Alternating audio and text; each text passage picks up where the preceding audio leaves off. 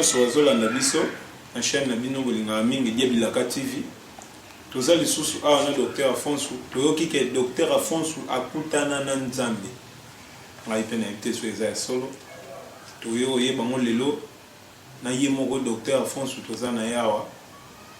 akutana na Nzambe ndenge nini. Est-ce que akutana pe na Nzambe tokodécouvrir ngo lelo na émission lelo toza na Diebilaka TV chaîne na biso Diebilaka TV. Docteur Afonso Mbote Docteur Afonso toyoki ke Docteur Afonso akutana na Nzambe. Est-ce que ça peut être solo Docteur Afonso akutana na Nzambe? Mbote na bato bolanda nga. Omoni beaucoup de gens bazolo ba Nzambe existera te. En tout cas bino nyoso bato bolo ba Nzambe existera te. Leo na yo yebisa bino vraiment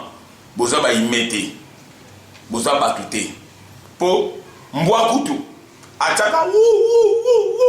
mutapese po asala kabongo za Nzambe. Lion na zamba agangaka ezaka pona okumisa Nzambe.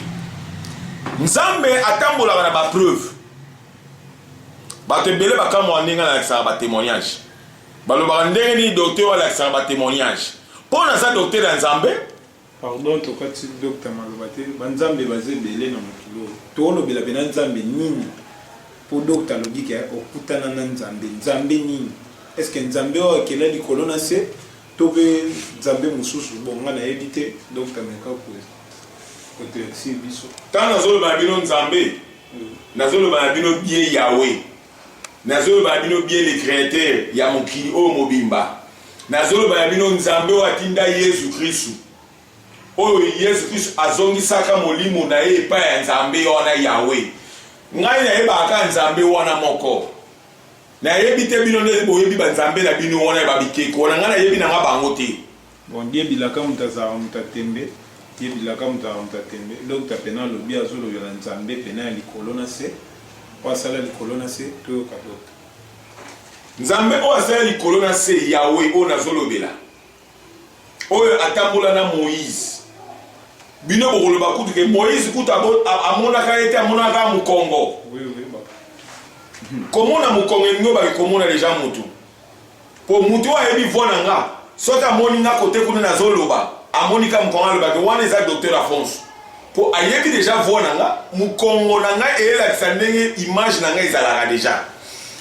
Lelo mana ko beta yango sete. Po beta Nzambe ezali nini? Tangu batu bomona ki 20e siècle bolobi ke ndenge Nzambe alobaki mokili ekosila bino bomoni ke esilite ndenge bino ba scientiste bovandelaka po boyeba makambo ya mokili. Lokola bomona ke mokili esilite bobisa ke Nzambe akoya te. Nzambe makambo nyonso aloba ekokisamaka ti sikoyo. En tout cas papa wana vieux wana Nzambe aza vrai vieux. Tenado kosa bino na ngana sabino bolingo da ye. Nzambe c'était un jour ngana balai ko bela. Na manoko bela wana na osala médecine naturelle na ngaka ndenge na mesana. Na famille na ngamo en tout cas na Angola même na Kisasa ba yebi ngama na sala musala we. E ba no za soka mutabeli maladi moba minu maladi abomona ka papi. Yaka yo muteba musala oyo. Muto azobela bomwa peso na keka kana pesi ekisi. Ya omoni ba misala mingi oyo misubino boyebaka ba famille bino bayebaka te ya omoni ba famille bino emsu bazaka lutte alia komi na mbongo boy ndenge nini ndenge ya komi na mbongo boy puta musala oyo bito yebeli na ye yango te nga musala nga o famille na nga eyebeli nga vumaki nga na sala musala yako sunga batu na nzela ya mayelo Nzamba pesanga. Alors c'était arrivé nazaki na mbasu na yebaki ni makisi ya mbasu te wana na Kisasa esala ke na sufaki mingi na keba kibomango bas katinga likolo bapota. En tout cas moment na ba 2007 na sufaki makasi. Alors yeko mapati ya ba 2000 et wana zai ba 98 99 na pati ya mbasu wana yeko ma ba 2000 nde mama leki na mama kulutu nanga alobi no toke na Brazzaville na komi na Brazzaville na 2000 kana komi na Brazzaville po ngape na vandi mingi na Brazza en tout cas na pesi bino bambote bana mungali bana potopoto bana ya Mikalu bana ya Bakongo bana ya plateau bana ya mpila bana nyonso ya braza na province nyonso na pesi bino mbote peza mboka oyo na bali pe mingi et surtout bana ya trois martyrs bana CG de la paix bana lycée mama Marien Ngwabi bino nyonso na pesi bino mingi bana libongo ba romain bino nyonso na pesi bino mbote. Alors ko ça que tant na komi na braza na fandaki na plateau to kota ki église mo to bana ko sambela na en tout cas na bana ko c'est lamenté mingi na ba nzambe ngana sala mutu mabete na ebelo kote nani mutu asali nga boyi na zone vraiment au profond de mon cœur et na église wa to bana ko sambela ba nyoso ba zo sambela et va arriver à partir à 3h du matin na moni kaka limeli mo betinga pa e binimba na moko na vous comprenez eloko moko abenga maman na kombo ya papi elongile na monite me na moni mamuto azolobelanga alati pembe chape ya pembe alobanga abenga papi 3 fois na zumi sur na baluki na tali alobi na nga yo il faut bikisa libota alobi na nga il faut lelo na comment on comprend pour na aloba na nga il faut lelo na yo comprend pour ani apesa nga mbote te na ko expliquer bino abi il faut obikisa libota nanga na vani ni na otalai abi yo il faut obikisa libota nanga na vani na otalai alobi yo il faut obikisa libota nanga nzambe na kosela ki makambo te pour na zolo ba vérité et tant que disciple à Jésus-Christ docteur de la médecine naturelle savon noir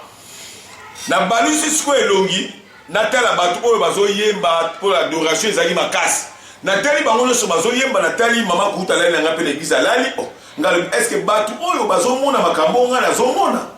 nazongisi misu mpo natala yesu mpo na ngina tune question na moi mamoko alimwe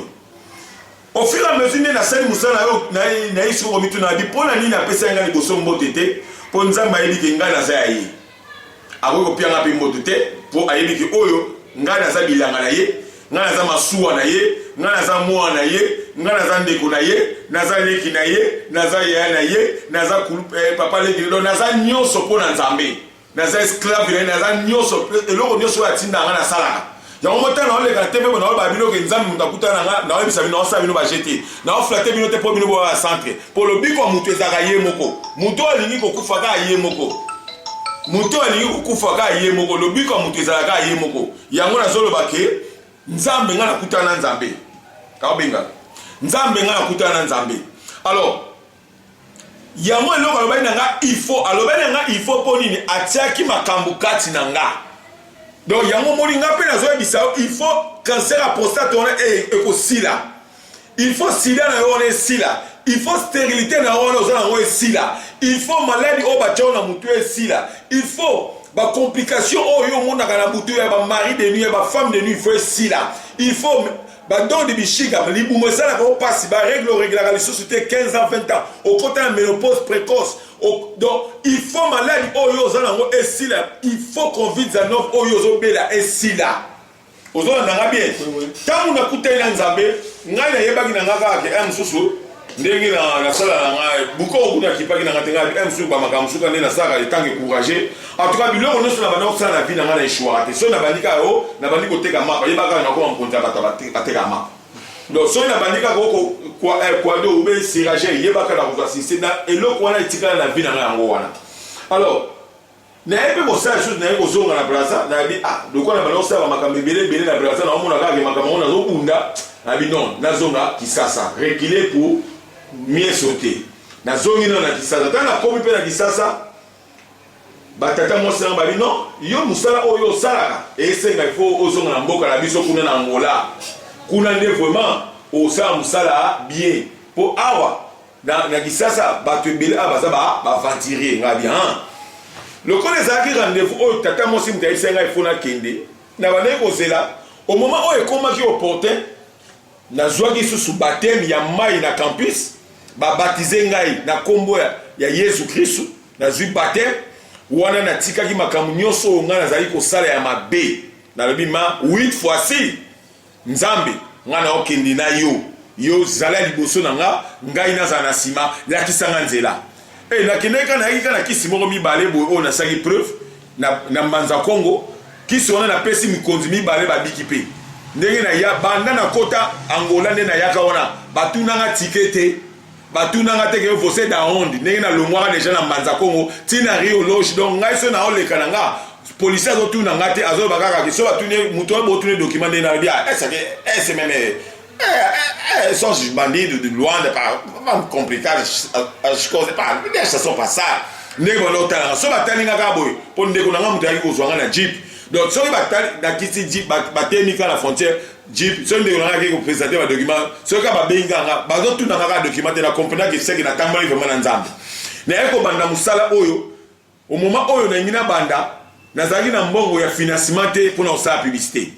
pour musala oyo lelo nde boyebi ngai en tout cas j'ai beaucoup investi na musala oyo soki lelo emsu na koyi kozanga lopango ube lelo na koyi kozanga biloko ebele poni na investi po yo yebanga investissement ya publicité yango esalaka nzambe akuta bino ayebisa bino ke ngai nde na opesa naza na kisi oyo na opesa bino ya conviction no nazo marché bamote bokoki kosala teste bozwi bamédecin traditionnel nyonso ya monde botie wana je vous assure je suis sûr et certain moi je suis le premier je suis Dieu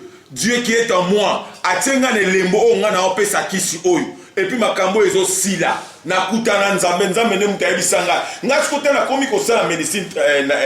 traditionnelle wana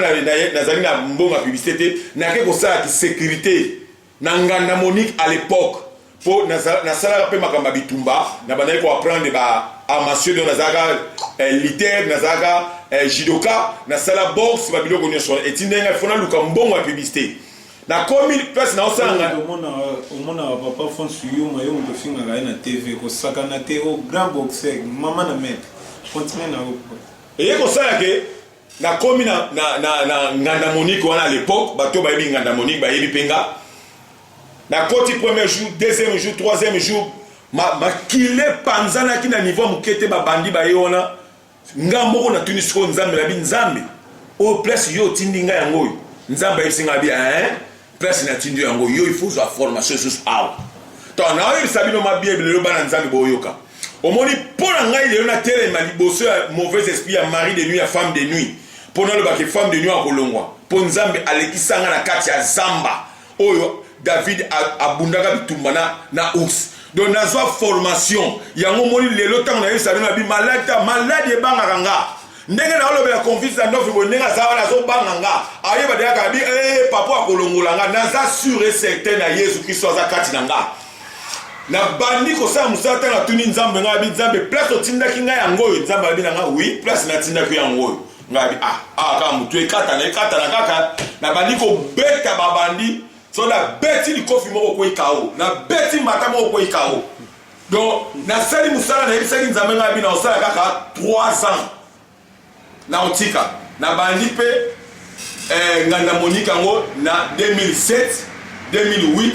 2009 ba fin ba 2010 ngana tiki nganda Monique ndenge na tiki pe nganda Monique pe kino lelo na se investir na makamba publicité lelo obilo boyebinga so bo obiko akenda poto oui na kenda poto de 2 fois na kei nzamba yebisinga bo alobi zonga nzamba yebisinga alobi zonga ngai nzambe na kotambusa yo bamboka nyonso oyo kolinga lokola na yoka nzambe lokola naza mwana nzambe na yebi nzambe ndenge alobaka ndenge azalaka nazonga malgré tout oyo eleka na bamabord bata mabord na Pinot Grande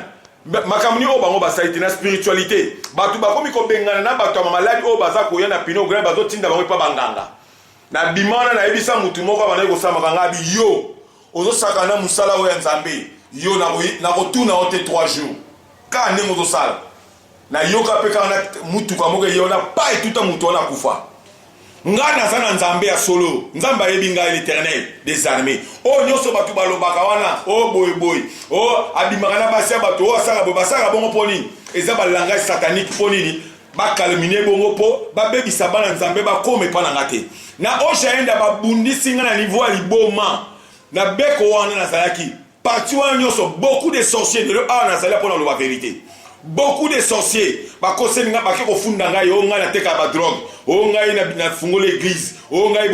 kote kosala mosala puis de sengi mapango bake kofunda yo tango bakotinga na prison bango bakasika ke na prison kuna badi akokota ya prison sama bele ndenga za kubima isute mais nzambe na ngai 3 jours abimi singa na bimi na eka kovanda ka place wana ti ba eko kota nzela ki sorcellerie lokola nazali na maîtrise na otema kama nzambe na ebika nzamba zananga na osala nga ka bongo ba eba takenga na diabète diabolique o bakota ki na nzela ya ba permission ya bana na ba famille o na na bango po na bano yesa bango il faut faire très attention nga nazali miso nzambe na yebaka bato mabe ka côté bovandi abo keba na lingi biso na ngabo bete pa mutu te mais lokola famille ba bana comprendre makambo nga na osate yango moni Abraham asimbaki nzela kendaki nzela na l'autre passe men nzela kene po nzambe tanga benga mutu abenga mutu ye moko abenga mutu na mwasi na ete na bana na ete abenga ka ye moko yango lelo awa nazali na BCA na Fresh Kangol nazoloba ainsi dit l'Éternel batu nyonso ba na na yebisi susu na batu o batikali kote nga ba osa na ojaenda batu bazui susu batie ba kioske na bango ba médecine traditionnelle na bankoni na bango po bazwa bato maladi so ba yona batali pancarte ale batinda bango kuna nazoloba na bino bien bo sakana na nzambe na ngati omonika ne bo sala bako yoka bino sute boko yoka sute po batu o bataka ngai so boza ko se rappeler eza maman moko bano sa publicité na TV alobaka ko ba docteur mususu bone bokenda kuna bango mutu bapesa basi na bino zemi na yoka likamona ganga ngabi maman azandoki docteur mobali zaka ngai pona nya loba boyi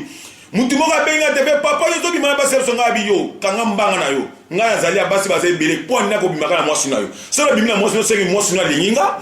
nga na ko bimana mwasi na tena binga na bimaka na mwasi batute na yaki ko comprendre que zaki message ya maman na o linga déstabiliser musala nzambe akota confusion akota batu baza babenga basi na bango te ba ko traitement na yebisi nzambe na ngabi nzambe mwasi lo ko asali boyi na kotika la koyoka Yesu te na mikolo ko ya ti lelo pe ayoka na sula ba bino mo boyebi nga na za docteur na nzambe na kosela ba mutu likambote o na zolo bezali vrai ya ona yebisi bino bato bozo ba maladie en tout cas kangali to ina yo osambeli pe mingi mabolongo beti nyonso rien ese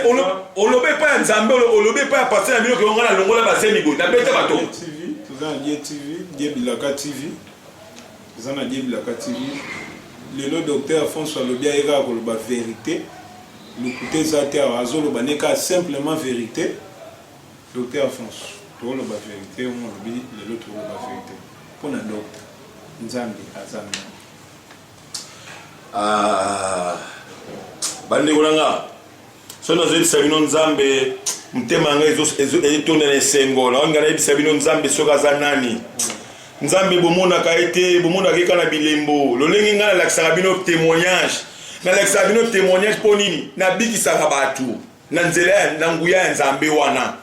na zoka témoignage soki mutu aye déjà po aye bali yaki ya kobika na tie déjà téléphone pas loba la qui sait déjà maladie po na yebika bika pa na ngabate bele babika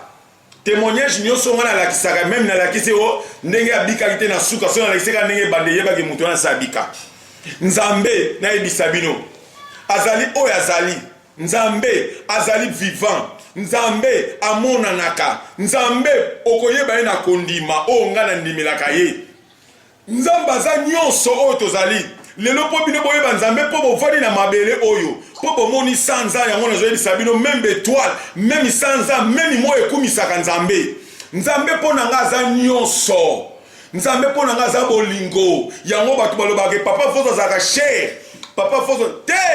papa maladi onga na tretaka oyo eza cher te so okende hôpital ya batambongo kotuna prostate combien cancer ya prostate combien otuni stérilité combien yo oza na mbongo te papa nga na sunga nde yo na sunga yo na mwa 200 000 na yo na sunga yo na mwa 300 000 kwanza na yo tuna bato mosusu bapesa ba 5 000 dollars bope abiki eza mbongo te mutu etinda nga na saa mosala eza nde nzambe po bamaladi oyo nga na tretaka eza bamaladi oyo ezalaka impossible mais ezwaka solution nazoloba na yo nzambe aza bolingo lelo ntango bato bazonyokama na maladi ya convite mpo bapesi nzambe mokongo bato ebele bakoti na baloge batiki nzambe wana nazoyebisa bino bozonga nzambe aza bolingo na bino nzambe alingaka moto akufa te nzambe atindi mwana ye moko alobi mwana kita mpo ya kobikisa biso tala bolingo ya nzambe yango nzambe aza nyonso mpo na nga afonso nzambe nayebi te nani akoki kolongola ngai na motema aza te na kokufa naza mutu me na kosekwa na yo nzambe po musala na yo nazotambusa ngo ndenge yo tindaki nga nayebi ke dernier prise nayebisi bino atera filme ata bobeti ye me nayebisi bino na final bino boyebi kaka ya zolonga yango emoni final nalinga nabeta bino na convite no po tokaka na solo yango tolobela sur médecine traditionnelle naturelle te esilamba moko wana bino mutu bolakisaka batémoignage te mpo na nini po boyebi bimaki nzambe na bino wana azala lukuta oyoki boyebi ka azala lukuta soko lobi nanga kolekisaka témoignage te po boyeboye rien ya oyebi nga bien tala koyimayima te omoi losambo osalaka mpo nzambe aboyanga losambo osalaka mpo bandoki bayanga bakokoka te ata ye moko pharaon ayebi nga oyoki ofunga matoi pharaon ayebi nga aza na bandelo akokoma te mpo j'ai confiance à Jésus-Christ Nazareth aza na confiance na Jésus-Christ aza na confiance na nzambe na ye ndenge abouti oyoka ndenge ye moko alobi docteur église na hôpital mutu wa malade akende wapi likambo na ina yebisa bino makambo église na hôpital omoni nzambe Yesu Kristo aye kozwa bao babungaki na molimo alobi si tu crois ndeti Jean 10 si tu crois dans ton cœur que Jésus-Christ est au renoncé na mondokono tu es sauvé oza sauvé na nzoto na molimo enyoba ke molimo na yo elongwe na esclavagisme ya masumu au moment où mutu azosala masumu ezali okola mutu moko boye